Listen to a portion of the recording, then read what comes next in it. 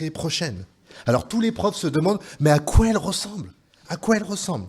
Alors il y a une prof qui a dit, ah mais je l'ai rencontrée, elle a l'air super sympa, elle m'a fait un grand sourire. Une autre collègue l'a vue, a dit, ah, moi je l'ai rencontrée, elle avait un visage froid, elle était distante. Deux facettes très différentes de la même personne. Alors comment savoir comment est vraiment cette nouvelle directrice? Suspense, suspense. Voilà, merci Magali. Et Jésus aussi a plusieurs facettes dans la Bible. Donc il y a certaines avec lesquelles on est à l'aise, certaines que l'on présente aux autres quand on veut leur parler de Jésus, on leur donne des facettes de Jésus.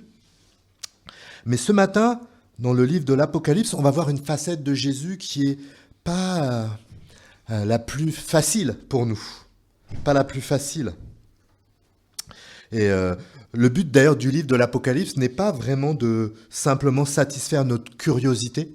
Donc peut-être certains le savent, le mot apocalypse, en fait, à l'origine, ça veut dire révélation. Ça ne veut pas dire catastrophe, tout ça, comme on peut le croire maintenant dans la langue française, mais à l'origine, ça voulait dire révélation. D'ailleurs, le livre de l'Apocalypse commence par ces mots, révélation de Jésus-Christ. C'est les premiers mots du livre.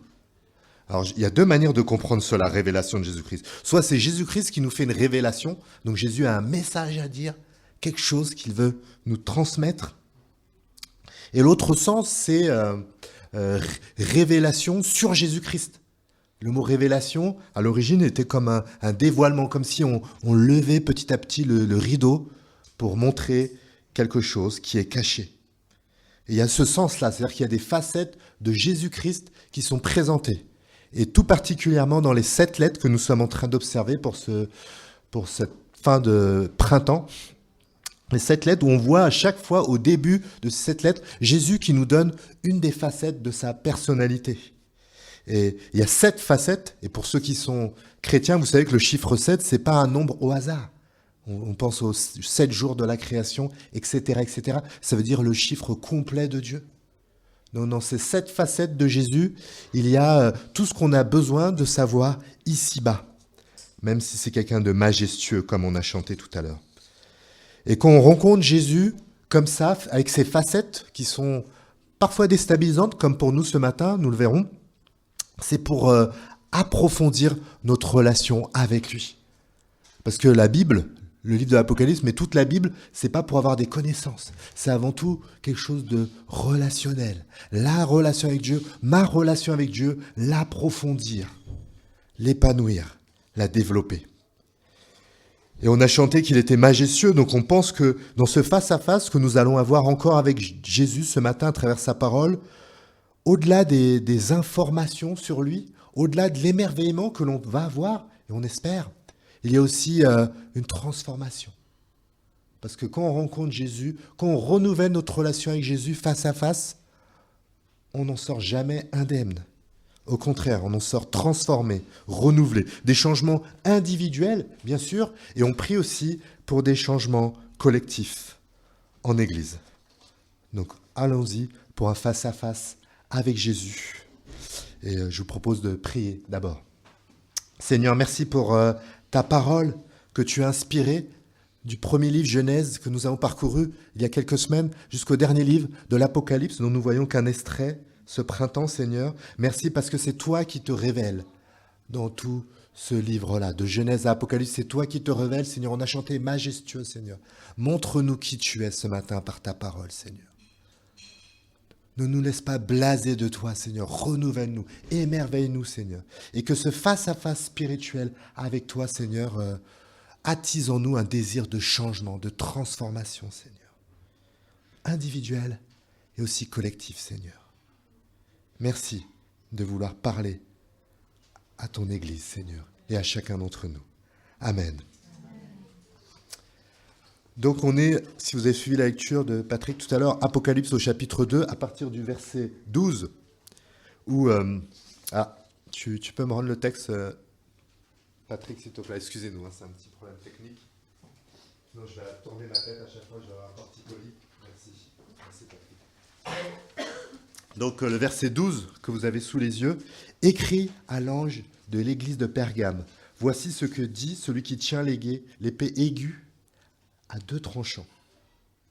Donc voilà, en fait, c'est de Jésus qu'on parle, hein. Vous avez vu l'image de Jésus? Un homme avec une grosse épée tranchante. Waouh. Est-ce que c'est l'image que l'on a de Jésus? Il y a d'autres facettes de Jésus qu'on connaît, qu'on aime bien. Jésus qui défend les personnes méprisées. Jésus qui nourrit des foules. Jésus qui fait des miracles.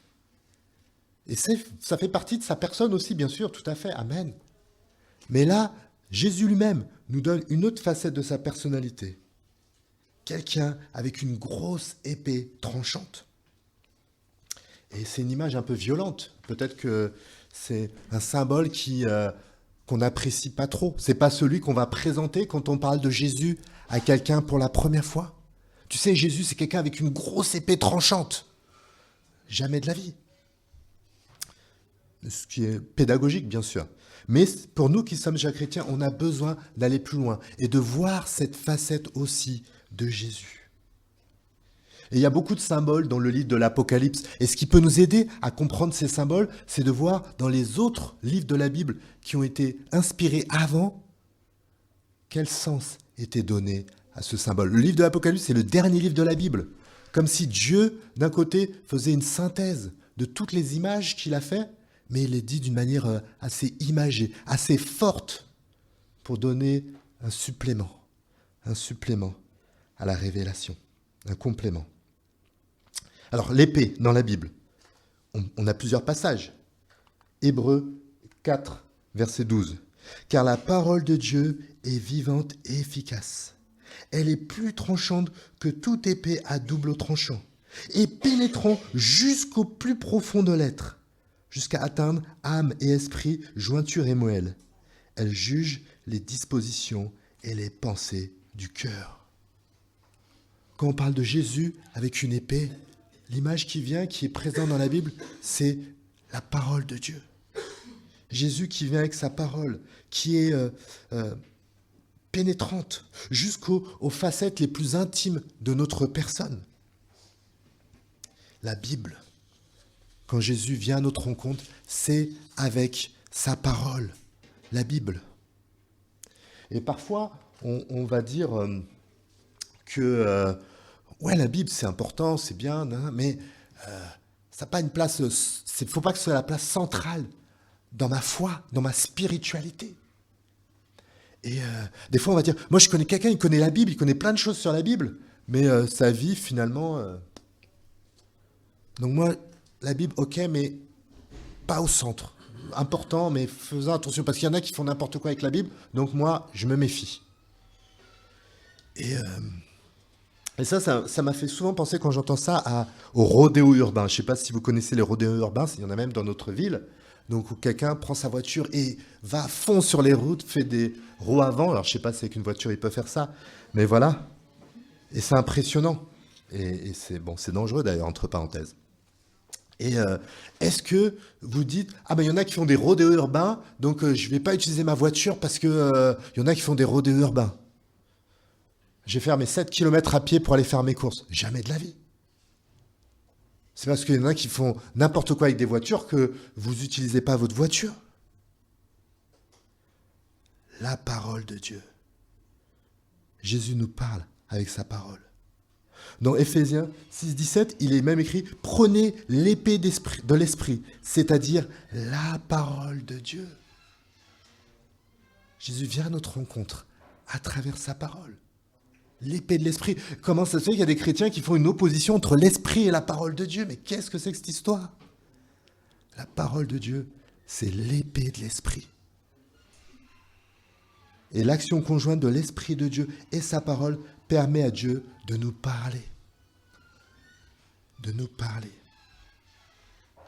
Jésus, par sa parole, se révèle.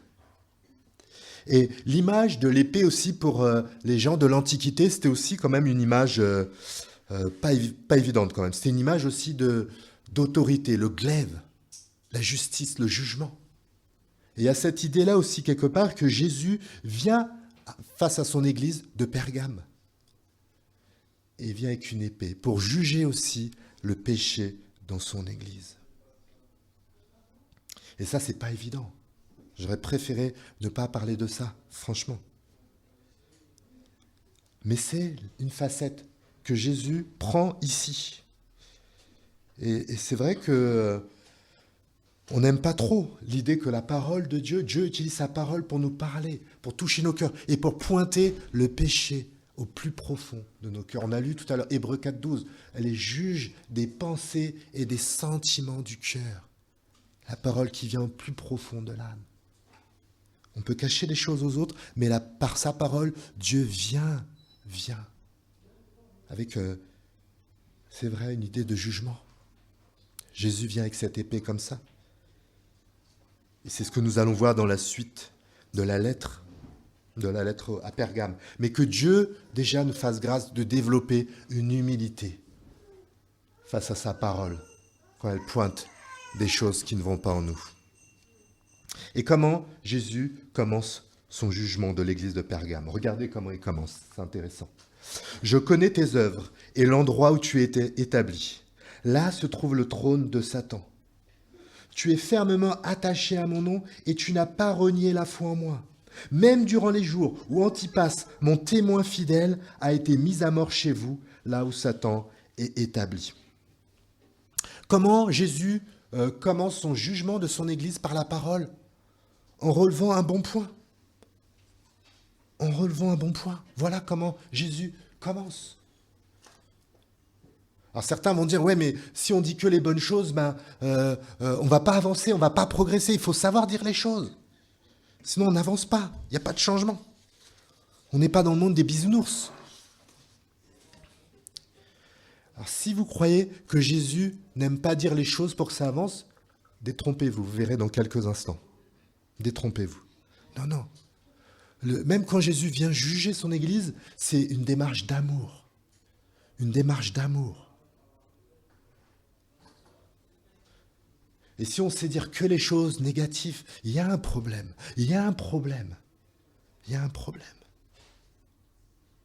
Jésus nous montre le modèle. Savoir voir les choses positives. Comme Jésus. Savoir les dire, pas juste les voir, les dire explicitement comme Jésus. Alors peut-être là on va se dire, bon d'accord, alors si j'ai quelque chose de négatif à dire, je vais essayer de trouver quelque chose de positif, comme ça équilibre. Comme ça fera passer la pilule, comme on dit. Mais pour Jésus, ça vient du cœur. Dans l'évangile de Luc, Jésus avait dit, ce qu'on dit vient de ce qui remplit ton cœur. Les choses positives vont sortir de notre bouche quand nous les aurons laissé se développer dans nos cœurs. Voilà pourquoi encore on a besoin de remplir nos cœurs de sa parole.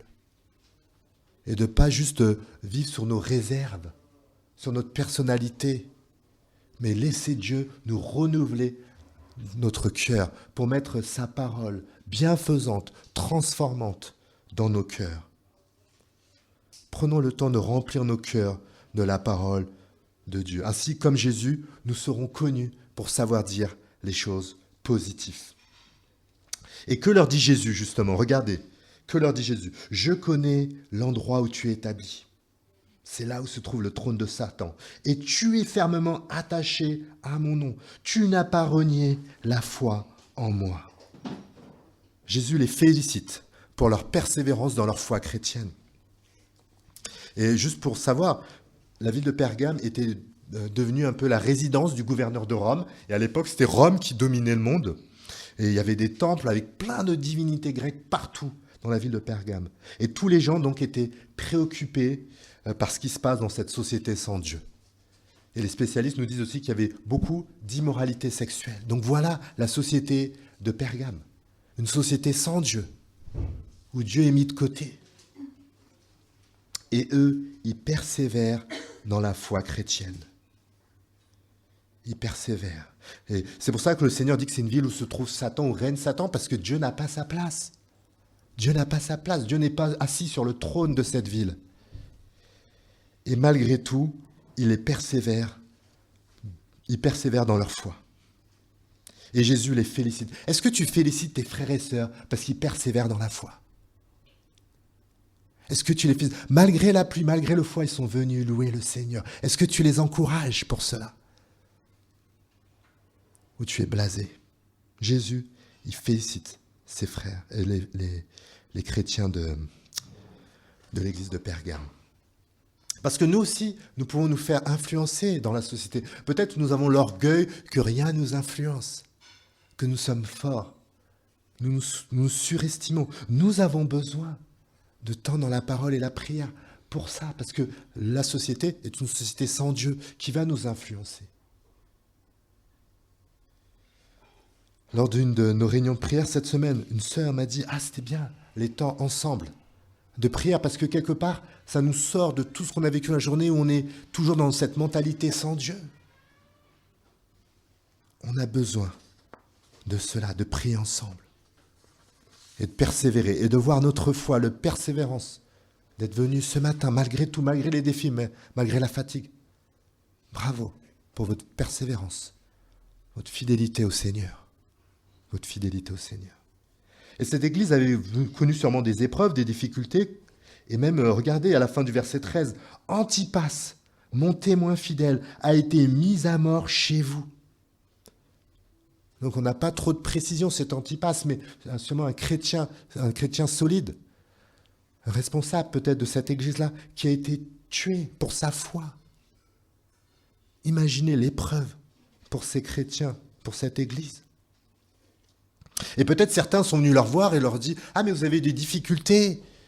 En plus, votre pasteur, il est mort. Vous n'êtes peut-être pas dans la voie de Dieu, finalement, parce qu'avec tous ces problèmes que vous avez, finalement, peut-être. Jésus leur dit « Bravo pour votre persévérance. » Quelle différence de regard. Quelle différence de regard. Non, les amis, la vie chrétienne n'est pas un long fleuve tranquille. Il y a des coups durs. Et par sa parole, par les encouragements fraternels, nous pouvons nous encourager à la persévérance. À la persévérance. Ceci étant dit, Jésus va quand même leur reprocher quelque chose à partir du verset 14. Mais là, j'ai certaines choses contre toi. Tu as là des gens attachés à la doctrine de Balaam, qui enseignent à Balak à tendre un piège aux Israélites pour qu'ils mangent des viandes sacrifiées aux idoles et se livrent à l'immoralité sexuelle. Ainsi, toi aussi, tu as des gens attachés de la même manière à la doctrine des Nicolaïtes. Repens-toi donc, sinon je viendrai bientôt à toi et je les combattrai avec l'épée de ma bouche. Waouh! Alors, de quoi parle un peu Jésus là? On parle de Balak et Balaam. Alors sûrement, vous avez parlé de Balak et Balaam toute la semaine. On parle toujours d'eux, des personnes très connues de la Bible.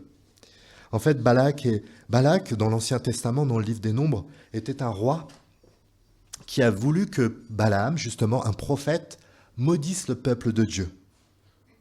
Alors que Balaam connaissait le message de Dieu, Balak voulait l'entraîner à vouloir dire autre chose pour lui faire plaisir. Et Balaam symbolise aussi cette tentation pour l'enseignant de la Bible de dire des choses qui ne froissent pas, plutôt que de dire la parole de Dieu. Et c'est vrai qu'à leur époque, comme maintenant, on veut tous être notre propre référence. Qu'est-ce qui est bien? Même dans la Bible, on choisit ce qui nous arrange. On choisit. Et quelque part, une église même peut être dans le piège de tolérer des enseignements contraires à la parole de Dieu. Pour ne pas choquer, pour ne pas froisser, pour ne pas déranger. Pour attirer. Et on parle de la doctrine des Nicolaïtes, on en parlait aussi dans la première lettre. Il n'y a pas trop de précision, mais on peut voir par rapport aux références. On parle d'immoralité sexuelle, peut-être c'est par rapport à l'éthique. Mais est-ce qu'il n'y a pas des questions d'éthique aussi à notre époque, aujourd'hui, entre ce que dit la Bible sur la sexualité, ce que dit la Bible sur le mariage, et ce que dit notre société? Et une église peut être tentée de dire, faisons comme le monde, finalement.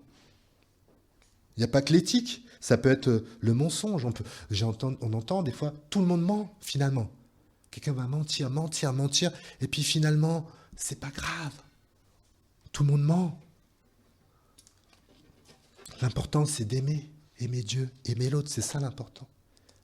L'important, c'est d'aimer Dieu.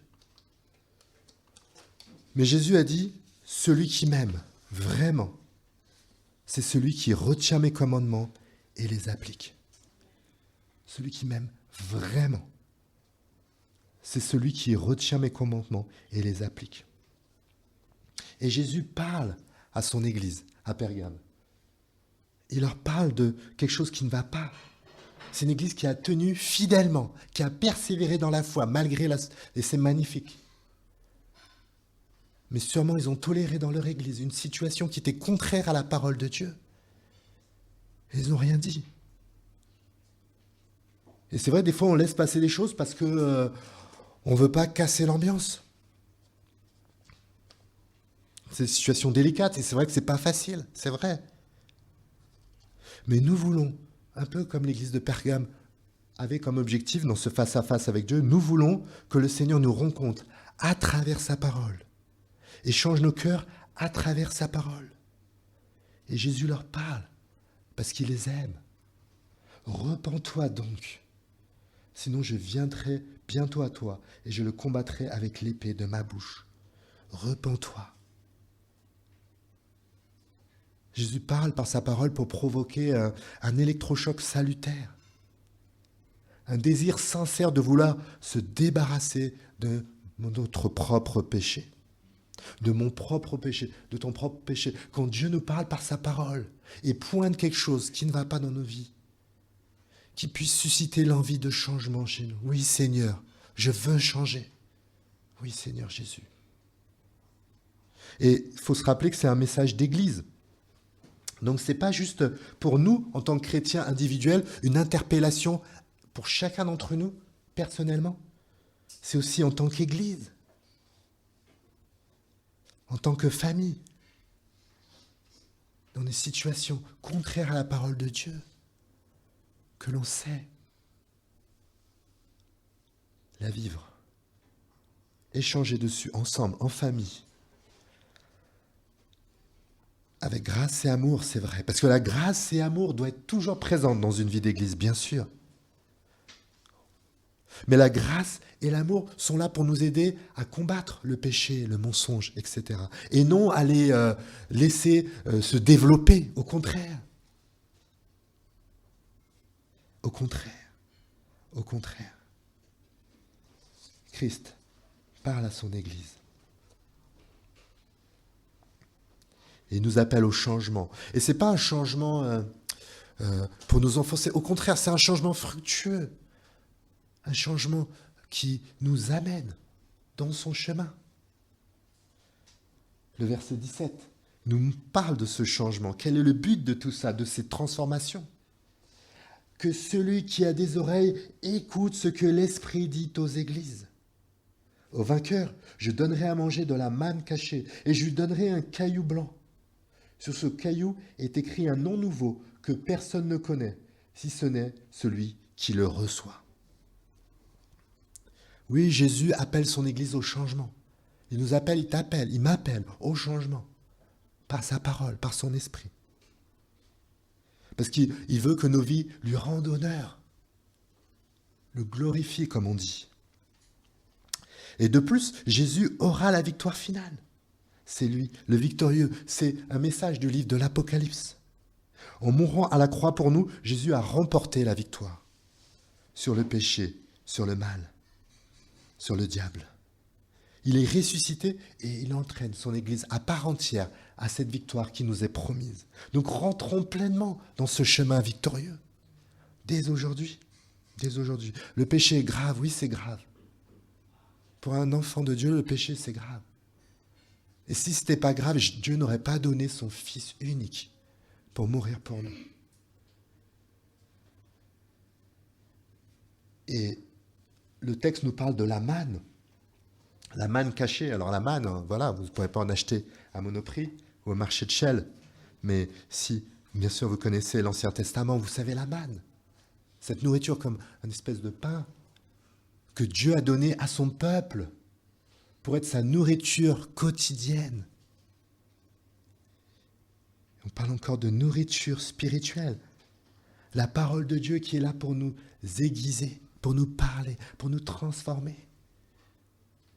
Et un jour, nous verrons Jésus tel qu'il est face à face. La révélation totale, parfaite. Cette manne, cette nourriture, le pain de vie, c'est lui. Voilà ce qui nous attend. Donc rentrons pleinement aujourd'hui dans ce chemin.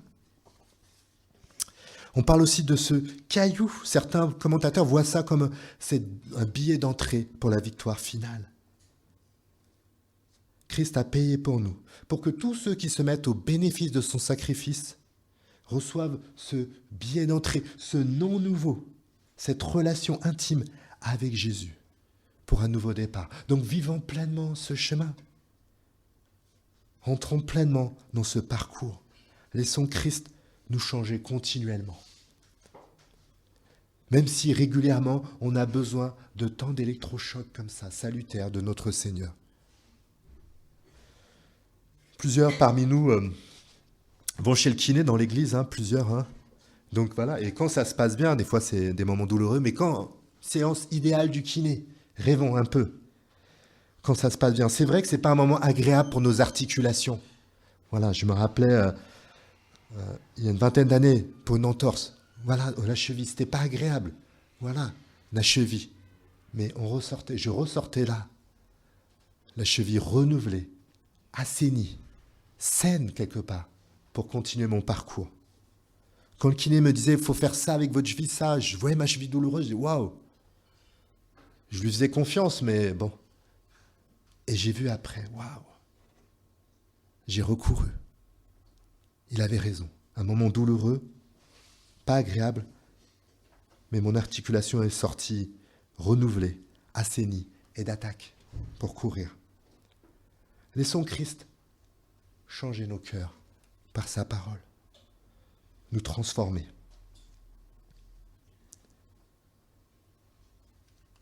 Je voudrais laisser avec 2 questions pour être concret un peu. Déjà, quel changement à vivre? Nous prions que pour chacun d'entre nous, la parole de Dieu, que ce soit ce matin ou tous les jours, puisse mettre en lumière de manière éclatante les domaines que Dieu veut changer dans nos cœurs. Par amour, celui qui sait dire des choses positives, par amour, il sait aussi pointer là où ça ne va pas. Et je prie que pour chacun d'entre nous, si nous sommes déjà enfants de Dieu, dans sa parole, dernièrement, peut-être ce matin, Dieu a mis clairement ce qui doit changer en nous. Et qu'on sait clairement ce qui doit changer. Et qu'avec son aide, on puisse aspirer à changer, à être transformé. Parce que ça fait longtemps que le Seigneur nous a parlé de cela. Et que Dieu puisse changer cela aujourd'hui. Dans le chemin avec Dieu, il y a des temps pour des repentances intimes. Où, intimement avec le Seigneur, on sait, il nous a parlé. On veut changer. On dit aujourd'hui, Seigneur, je veux que ça change. Ça dans ma vie, aujourd'hui. C'est le moment. C'est le moment. Mais comme on a dit, c'est aussi un message d'église et il arrive forcément dans l'histoire d'une église, c'est obligé. C'est obligé. Des moments où il faut, des fois, mettre des situations ensemble, en famille, pour échanger dessus, pour avancer. C'est manifestement peut-être ce que n'avait pas fait l'église de Pergame. Que Dieu nous aide dans ces situations-là, pour nous aider à vivre cela. Quelle transformation individuelle et collective nous pourrons entrer en vivant cela, dans laquelle nous pourrons entrer en vivant ça. Quel témoignage pour notre monde qui en a bien besoin. Et quelle gloire pour notre Seigneur. Et j'aurais aussi une dernière remarque secondaire, que nous sachions, comme Jésus, savoir dire les choses positives. Les dire, pas les penser, les dire, comme Jésus. Voir ce qui ne va pas, c'est bien, mais savoir dire les choses positives. Même un enfant de 4 ans à la maternelle, il peut dire « Ah, t'as dépassé les traits dans ton coloriage à son camarade. » Même un enfant de 4 ans sait dire ce qui ne va pas. Il n'y a pas de souci. Mais savoir dire les choses positives, comme notre maître, quelle que soit notre personnalité, quelle que soit. Et n'hésitons pas à partager, à porter par la prière fraternelle ce changement aussi à vivre. N'ayez pas peur de ça, parce que si de toute façon on a du mal à dire les choses positives, Les autres le savent déjà. Donc n'ayons pas peur d'être renouvelés par le Seigneur. Que celui qui a des oreilles écoute ce que l'Esprit dit aux églises. Prions. Seigneur, merci pour ta parole. Merci parce que toi, tu nous aimes, Seigneur. Oui, le péché est très grave, Seigneur. Donne-nous cette sensibilité comme la tienne, de voir le péché comme quelque chose de très grave. Et c'est tellement grave que tu as payé pour nous, Seigneur. Tu en as parlé du juge, on a aussi chanté que tu étais notre avocat tout à l'heure, Seigneur. Tu as payé pour nous, à la croix. Tout est accompli, Seigneur. La place est acquise pour nous. Aide-nous à rentrer pleinement, dès ici-bas, dans ce chemin, dans cette destinée qui nous attend, Seigneur. Et que nous puissions avoir à cœur de te laisser transformer ce qui a besoin d'être transformé en nous, Seigneur. Toi, tu le fais par amour, tu nous aimes, Seigneur.